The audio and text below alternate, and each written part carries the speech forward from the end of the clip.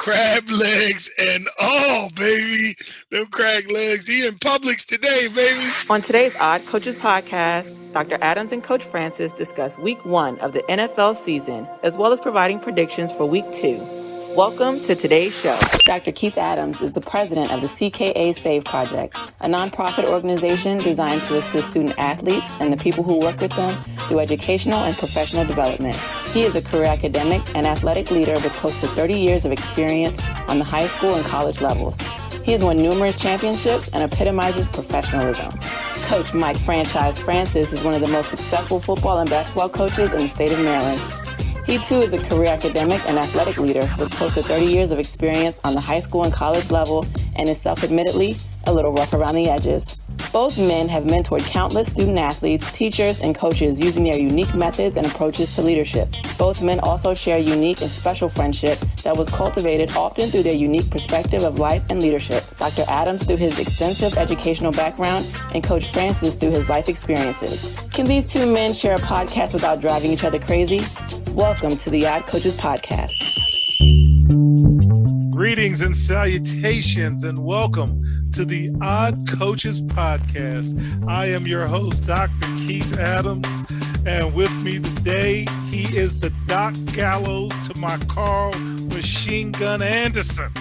And we're talking Bullet Club, the icon, the showstopper, the main event, and man, the reason why we are here, Coach Mike Francis. And Coach, how you doing, man, on this NFL Sunday? I'm doing well. It's an NFL Sunday. It's a great time.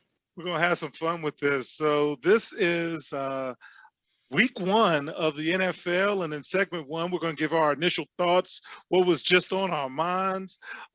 Segment 2, we're going to talk our second tier stories. And then segment 3, we'll make some predictions for week 2. And hopefully week 2 for me will be better than week 1. So, Coach, what are we thinking about as we wind down week 1 of the NFL season? We're thinking that it's going to be very interesting to see how things progress. I was really impressed. I've been 3 years removed from the NFL since my son stopped playing, where it was really engaging. I don't know if it was because of COVID and needing a distraction or just getting back into it, but I was thoroughly impressed with the games today. I was very happy that I had the opportunity to see these games. It was good. It was good. I think it's good nationwide. Yes, indeed. And as we're talking, man, the first thing that came to my mind this week is that boy in Kansas City is good. That guy is next level good, because I'm joking watching the game, and as the lead shrinks and I see the fast Hill kid running in the end zone backwards, I'm like, man, no lead is safe. No. Patrick Mahomes is playing, man. What are your thoughts on KC's miraculous week 1 comeback today? Just win, baby. Just win. I think Kansas City, as good as Kansas City, they won, and I know Mahomes is that guy. But I think this also validates what I told you about with Baker Mayfield from 3 years ago when I first saw him play and his progression. Because, Cleveland played well enough to win. You know what I mean? He made one mistake, and it cost him the game. But, and I think he was very good after the interview. I loved it. But again, Patrick Mahomes got too much experience, and Baker Mayfield's trying to get there. So, but Cleveland's going to be good this year. Don't sleep on Cleveland. The journey is the reward. And before yes, we sneak over to our second segment, what you talk about Jameis?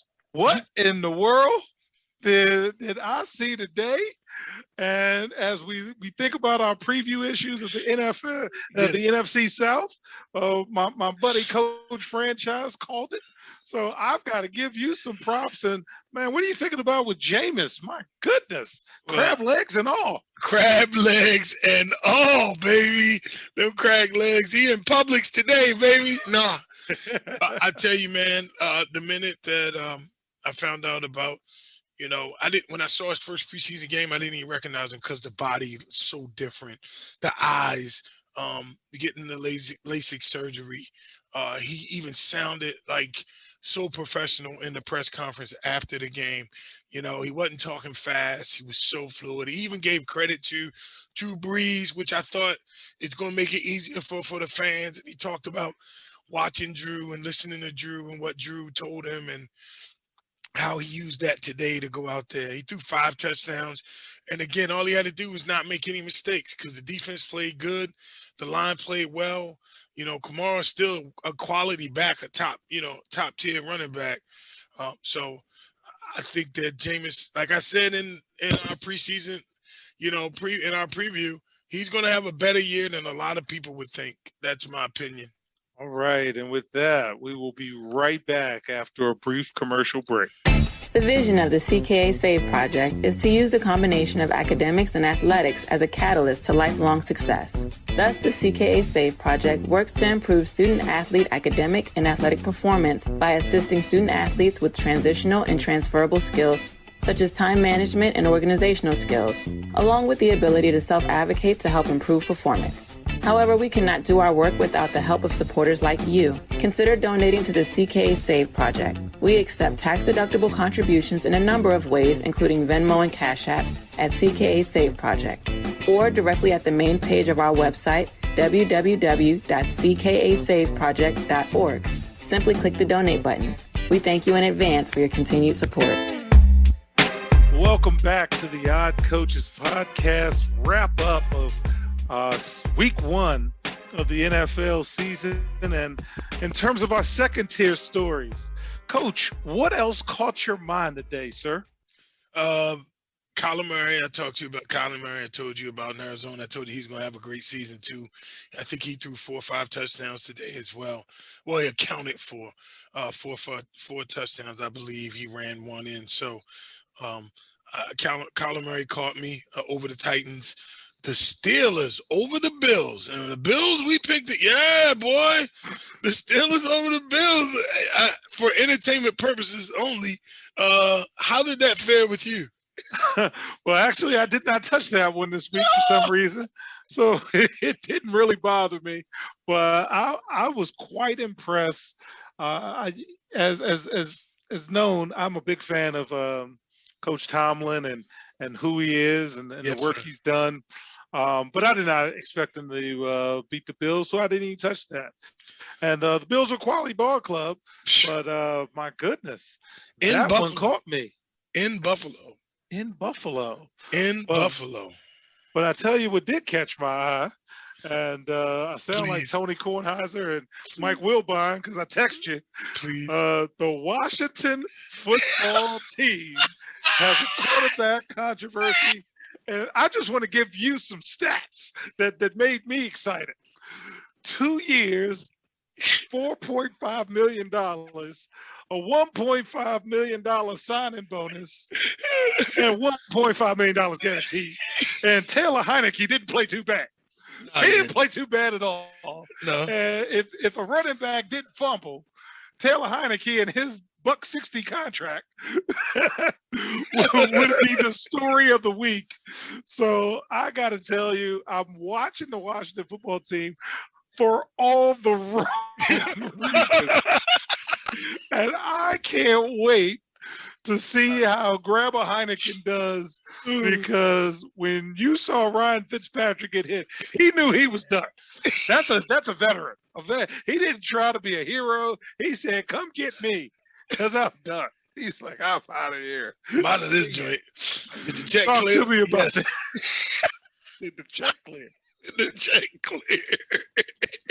Yeah, but yeah, and I think Heineke, the first 2 throws were a little high. You could tell he was a little nervous watching the game, but he settled in. He made plays with his legs. It calmed him down a little bit, and then he started making throws. And I think, I tweeted there was going to be a controversy, but I don't think there is none. If I haven't heard the reports on the injury, but I just heard of MRI, and none of that sounds good. Yeah, not when you use those letters. Them 3 letters never sound good. So that means at least a couple weeks if he doesn't lose his job at all. But the other thing, not to move on from the Washington football team, but we gotta discuss the Dolphins over the Patriots, man. Come on, man. How can we not? How can we let that pass? You know that was a big segment in our The previews. Alabama Bowl. The Alabama Bowl. Well, both teams, it was a competitive game, and both teams will have an opportunity to be second place because Buffalo's clearly the class of those guys, and it clearly is not the Jets. But good to get the win. Mac Jones didn't embarrass himself, didn't play the best. I don't know if Tua is the real deal or not, and it gives us something to watch. But while we're in the state of Florida, I'm going to tell you what I'm watching. I'm watching the medical report on Urban Meyer because he doesn't take losing very well. He got that same disease Coach K got. And I don't know if he's going to make it through the season because, quite frankly, Coach, Jacksonville didn't look good. And I don't know how you feel, but I definitely wanted to mention I'm watching Jacksonville, again, for all the wrong reasons. And I hope Coach Meyer turns that around because they didn't look very good today, Coach. They didn't, but I think that they're a little inexperienced. They're going to go as good as the quarterback can. He threw 3 touchdowns, 3 interceptions, so it was kind of a wash today.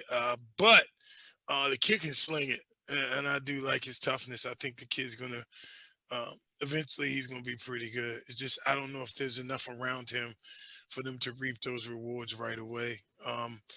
And Zach Wilson. Somebody liked him. Yeah, I mean, Zach Wilson didn't have too bad of a game. He threw for 258 today, 20 for 37. Yeah, but what did Darnold do? And again, we had that talk how much he was going to love Carolina. Like we knew that because he got out of that media grind in New York. You know, I think that he looked like a franchise quarterback, didn't he? Yeah. Isn't it funny what happened when you surround them with talent and a running game and an offensive line? Like he got out of that madness that is New York, right? And look what he did. Goodness. Yeah. So well, with that said, we will be right back to talk predictions on week 2 right after this break. Dr. Keith Adams, president of the CKA Save Project, is releasing a book this fall called Finding the Balance: My Personal Journey to Academic and Athletic Success. The goal of this book is to give greater insight into student-athlete motivation to improve student-athlete academic and athletic success through the lens of Dr. Adams' 30-year academic and athletic journey, from being an underperforming student-athlete to an academic and athletic leader. This book is also designed to be a guide for student-athletes, parents, teachers, coaches, administrators, and anyone else who has a passion to help student-athletes succeed academically and athletically. You can pre-order your copy of the book directly from our website at www.ckasaveproject.org. This book is scheduled for release in the fall of 2021. Welcome back to the Odd Coaches podcast. And in our last segment, we are going to give predictions for week 2. We're going to start off, though, with Dr. Adams' OCP top 5. So going into week 2, Coach, here are my top 5 teams. And what say you? I've got Kansas City at 1, Tampa Bay at 2, the New Orleans Saints and the newfound Jameis Winston at 3 after week 1, of course, the San Francisco 49ers 4, and the Pittsburgh Steelers sneak into my top 5 at number 5. Coach, what are you thinking about the top 5, sir? I think the Saints got to show me a little more. Steelers too. I can't do week that. 1, baby. Yeah, but I can't do that. I really like Cleveland, even though in the loss, I got to put Cleveland at number 5, probably. In my opinion, Cleveland number 5 over the Steelers, and Saints will be at 4. I'm still not convinced about the 49ers. You know, that's the only thing I do. I move the 49ers out. I'm going to put Cleveland at 3, Saints at 4, and Steelers at 5. That's where I'm going to go with it. All right. And as for the games of the week, strictly for entertainment purposes only, and due to press time, we are just doing money line bets for those out there who do those things strictly for entertainment purposes only. I'm going to entertainment. grab the Thursday game, the Washington football team over the New York football Giants. I'm telling you, I'm going to watch that game from start to finish. That's money. Or 9:30, whatever comes first, because I'm getting old up there. In honor of my good friend Fowler Campbell, I have the San Francisco 49ers over the Eagles, but I hope Jalen still plays well. I have the Patriots and Mac Jones and his cheap contract over the Jets, because we got to start getting wins in the AFC East. And again, as I told you in the preview editions, the Broncos over the Jaguars. I am watching these teams for all of the wrong reasons in terms of their leadership and their approach to football. Coach, any thoughts on games of the week or any other game you want to add, sir? That is funny, the Broncos. I think the Bengals and Bears is going to be a good game. Like, just looking at matchup-wise, I think that's going to be a good game. I would love Yeah, Joe looked good today. Joe Burrow looked very good today. Yeah, I'm going to try to get a look at that one. I'm with you with Buffalo. That's a blowout. I don't care what the line is. I'm taking Buffalo and the points. 49ers, yeah, because that's going to be another one. It's going to be embarrassing. And then Patriots might be the only lock. You know how they say the lock? That Patriots game is a lock this week. Jets did not look good, sir. Nah, the Jets didn't look good. And I'll take it back. The lock is watch the football team over the Giants. That's a lock. That's a lock. All right. Any final thoughts as we close out week one? Man, I love them quarterbacks. Keep looking at them quarterbacks. I keep telling you, you see them making a difference. You think it's overrated, but let's talk about Jameis Winston. Let's talk about, these guys that's doing well. Ben Roethlisberger even came back. Colin Murray. At 400 years old, Big Ben rolled out there. At 400 years old. Well, I'll tell you what, my final thoughts on the week. It is good to have the National Football League back. It is going to be fun watching my Moneyball approach versus your years and years and years of legitimate football experience and knowledge over my just being cheap and trying to find the most economical way to make it to the big game. So fans, please continue to listen and stay tuned, and we'll see you next time on the Odd Coaches Podcast.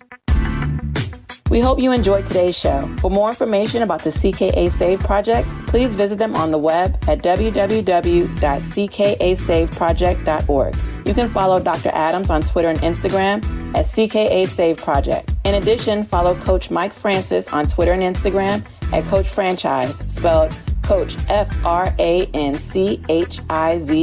See you next time on the Odd Coaches Podcast.